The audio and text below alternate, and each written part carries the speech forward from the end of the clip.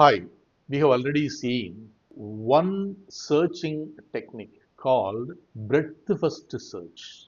Now we are going to look at another approach called depth first search. Instead of breadth first search, we are looking for depth first search when we want to search for a solution. So the breadth first search says that you first finish the breadth and then go deeper. Whereas the depth first search says you go deep and find out if there is a solution. If there is not there, then you can come back and see the rest of the places. So that is called the depth first search. So in searching approaches, there are fundamentally two approaches. One says that you go wide and look for solution. In the breadth first search, we have seen that if you start from the initial node, you go to all the nodes which are at a distance 1. That is what is breadth-wise, wide, distance 1. Only after completing exploration of all the nodes, only after completing the goal check whether the solution is available here, only after searching in all the nodes in distance 1, we go to the nodes in distance 2 for selecting. That is what is breadth first search. Then distance 3, then distance 4, and so on.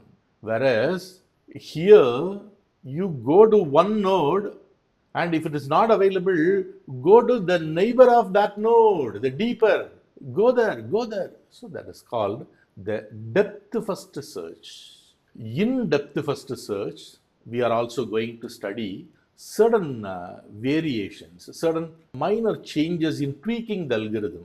For example, you cannot go endlessly. If there are a lot of nodes, you cannot go deeper. Rather than that, you can fix a limit. So it's called the limited depth first search. There is another approach in the limited depth first search in an iterative manner. You fix a first limit and then go, then fix another limit and go, and so on. Then there is another interesting approach called bidirectional approach. For example, if you are interested in searching for a path from point A to point B, instead of searching from A and searching for B, you have two algorithms running. One from A, search for B, from B, search for A, and while you are searching, if the tree meets each other, then stop it and append the two tree and give out. So that is called the bidirectional search. Let us look at the characteristics of breadth first search. So let us recall how the breadth first search algorithm works. We begin with an initial node. Then, since we want to complete one and then go to nodes at distance 2 and then go to nodes at distance 3, what we do is we maintain a first in first out queue. We maintain a first in first out queue. So how do we do it iteratively? From the queue, you pop one entry, the one at the front you pop and then do the goal test. If the solution is available there, it is well and good. If it is not available, what are we going to do? What we want to do is we will search for their children. You identify all the children and don't immediately do the goal test there. You put them into the queue. So append the child nodes if they are not explored yet and they are not already in the queue. If that satisfies those two conditions, then append them. So this is the way the BFS algorithm works. Now let us see how the DFS algorithm is going to work. That also begins with one initial node. Instead of a first in first out queue, here we are going to maintain a last in first out stack.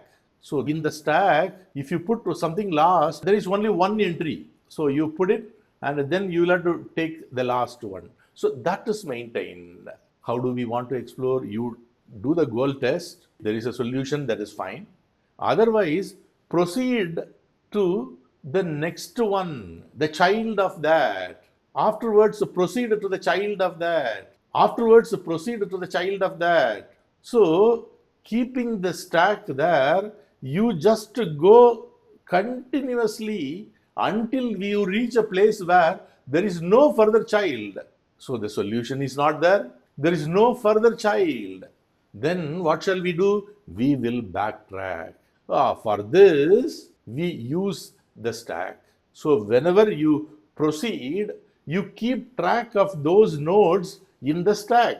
So when you want to backtrack one step, you look at the stack, the last entry is the one that you traveled the last. So you pick up that, and from there, instead of going in this direction, you go in another direction and go deeper, deep, until you reach a place where there is no other node. If it is not there, then you backtrack. So this is the interesting approach for the depth first search.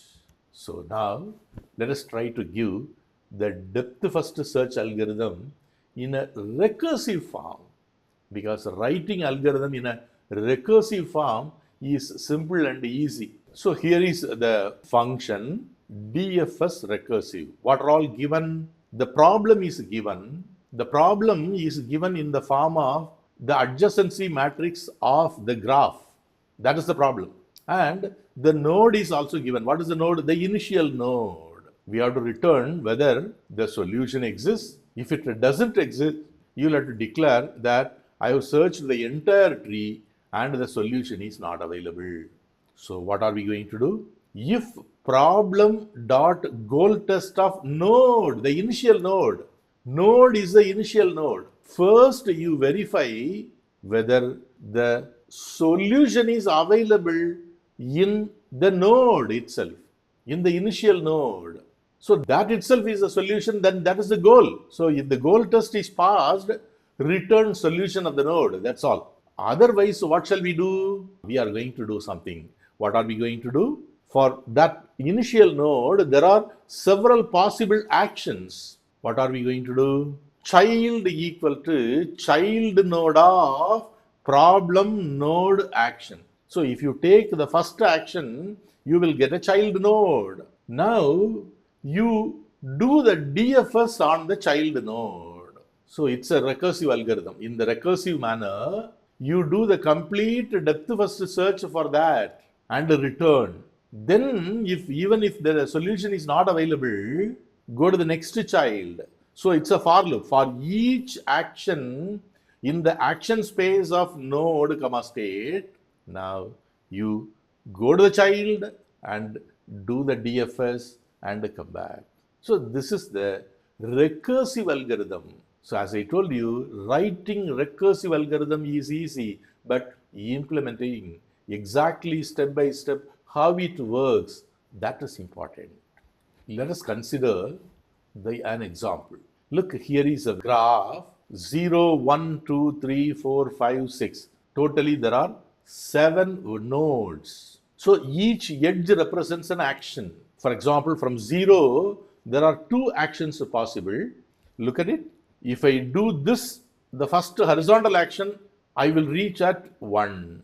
If I do this action, I will reach at 6, and so on.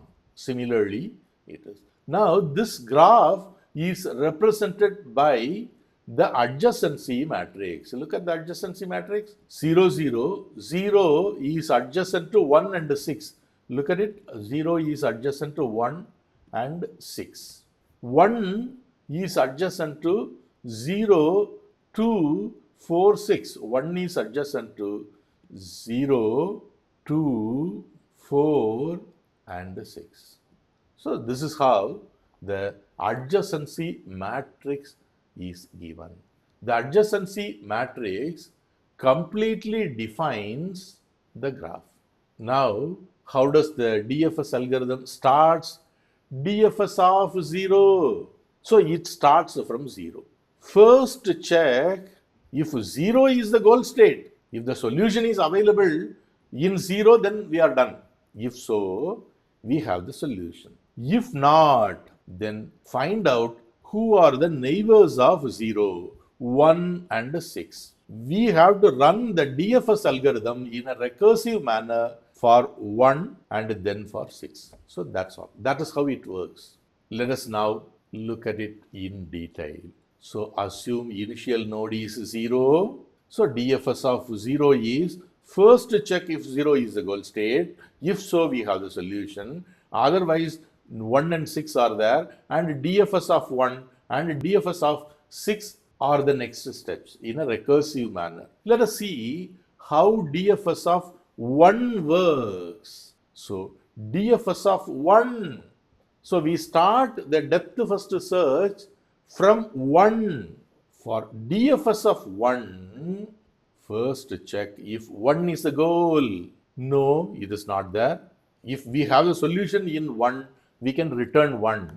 Otherwise, check who are all the neighbors of 1. So the neighbors are 0, 2, 4, 6, out of which 0 is already checked, already explored. Look at it.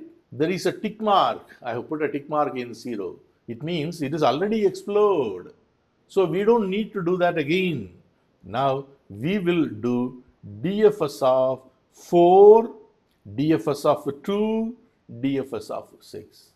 So we will do DFS in 3, 4, 2, 6. So now let us see how DFS of 4 happens. For 4, who are all the neighbors? 1, 3, 5, 6. Look, 1, 3, 5, 6. Out of which 1 is already explored. So only 3, 5, 6 are there. So what are we going to do? DFS of 3, DFS of 5, DFS of 6. So this is the way it is going. Let us have a deeper look on how the implementation works.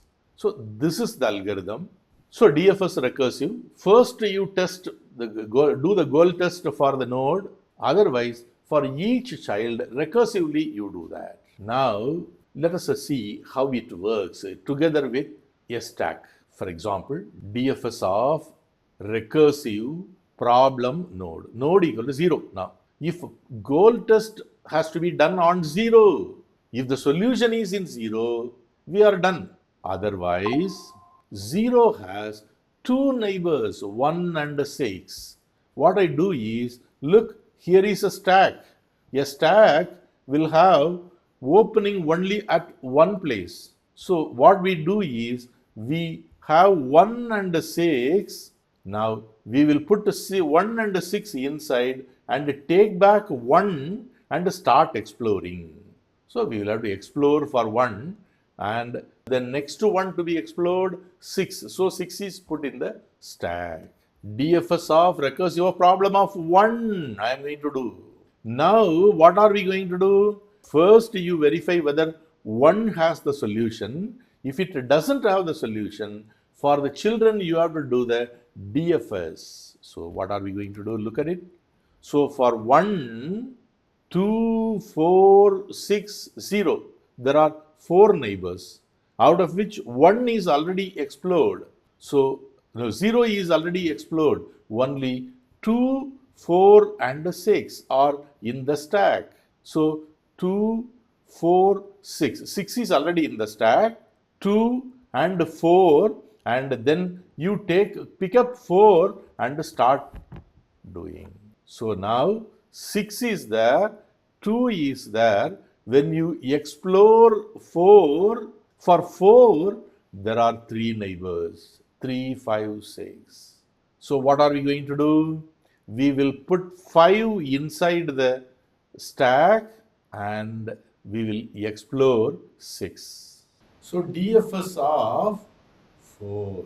So if you look at 4, 4 has 3 neighbors. Look at it. 3, 5, 6 and 1 actually. 1 is already explored and apart from that there are only 3 neighbors. Out of which we will select 3 and put 5 and 6 in the queue. Look at it in the stack. We will put 5 and 6 in the stack. 6 is already in the stack at the deeper level. Now we will put 5. Let us now move on further. We will have to explore 3. Now, 3 has 2 neighbors. One is 2 and 4. Now, 4 is already explored. Now, we will explore 2 because we have to go deeper.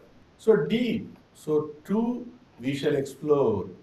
2 is already in the stack for exploring later, but now because we have come up to 3, we have to go deeper and explore in 2. Now we have to go look, 2 is explored. How do we explore 2? We verify whether 2 has the solution. If 2 doesn't have the solution, then we will have to look for the neighbors of 2. For 2, 1 and 3 are neighbors, but we have already explored, we have already tested whether 1 and 3 have solutions and they are not. So now we have reached 2 where we cannot go further. We have reached the last end. So since we have reached the end, we need to backtrack. How do we backtrack? We backtrack using the stack.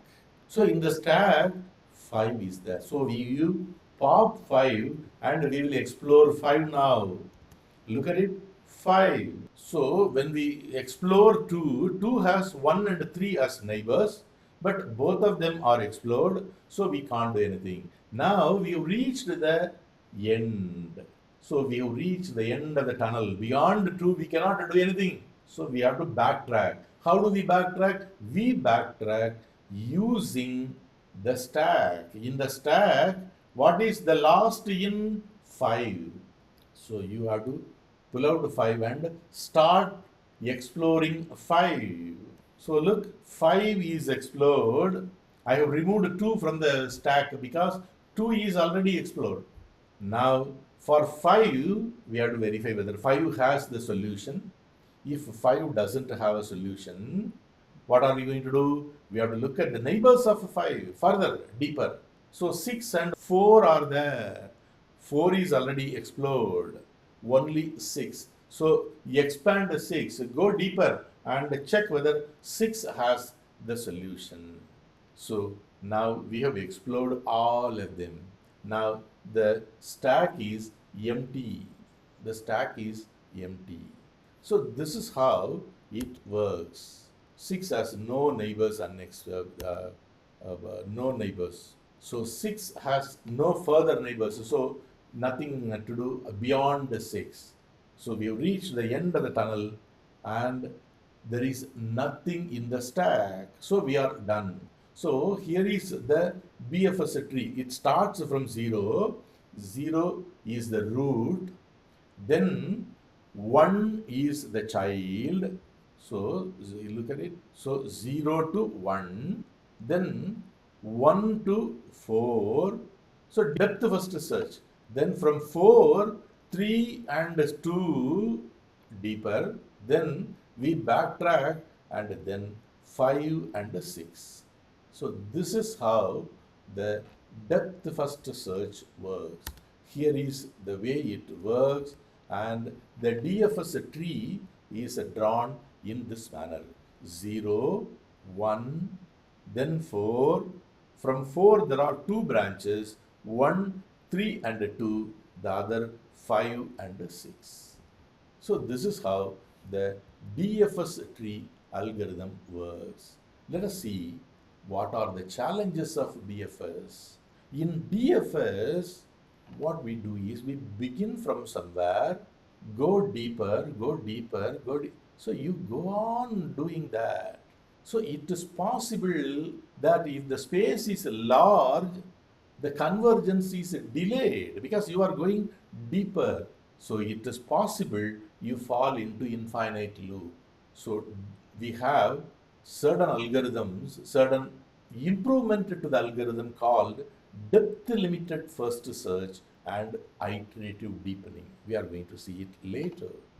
So is it a complete solution? When the graph has finite number of nodes, the algorithm is complete. What do you mean by complete? It means the algorithm will definitely find out the solution if it is there in any of the node. If it is not there, it will search everywhere and say that the solution is not available. So that is what we call it complete. So this means that the algorithm completely checks all the nodes and finds the goal node if there is one. If there is no goal node, it returns a failure after verifying all the nodes completely. Now let us look at the time complexity. Consider the problem with n nodes, n being a finite number. Consider the branching factor, maximum number of branches.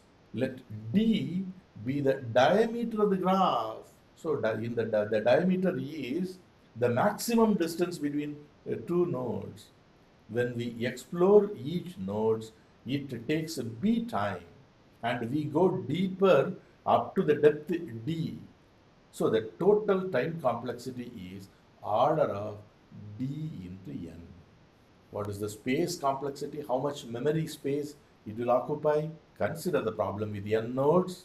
N is a finite number. Let B be the branching factor, maximum number of branches. Let D be the depth of the graph, maximum distance between any two nodes, the longest path in the graph. When we explore each node, we need B memory space for the stack. As we go deep, the total space complexity is order of b to the power of d. So the step costs are equal for all edges. So this DFS approach builds the tree. So the solution is found. It doesn't find the shortest distance. If there is no solution, the fact is found at the end. So DFS always gives the result, but not in an optimal ways. Path cost may be higher. It's possible. So the optimality is not obtained here, whereas the solution will be found out. So that is the analysis about the DFS algorithm. So we have studied the depth first search algorithm, which says start from the node, go deeper, go to the next node, then the next node, then the next node, go deeper until you reach the end of the tunnel. When you reach the end of the tunnel, backtrack and then you go till the end of the tunnel at the other direction. Then backtrack. So we have seen a recursive algorithm and we have done a walkthrough with an example. Thank you very much.